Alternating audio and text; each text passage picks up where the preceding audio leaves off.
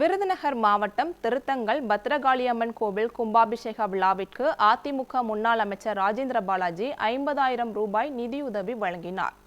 அதிமுக முன்னாள் அமைச்சரும் விருதுநகர் மேற்கு மாவட்ட செயலாளருமான ராஜேந்திர பாலாஜி பல்வேறு நிதி உதவிகளை வழங்கி வருகிறார்.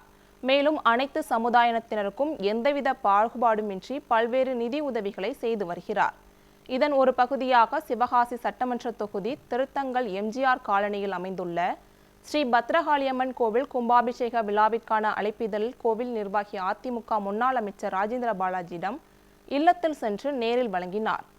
பின்னர் கோவில் கும்பாபிஷேக விழாவிற்கு 50,000 ரூபாயை நிதியுதவியாக ராஜேந்திர பாலாஜி கோவில் நிர்வாகிகளிடம் வழங்கினார். தொடர்ந்து நிதியுதவி பெற்றுக்கொண்ட கோவில் நிர்வாகிகள் ராஜேந்திர பாலாஜிக்கு மனதார நன்றி தெரிவித்துக் கொண்டனர்.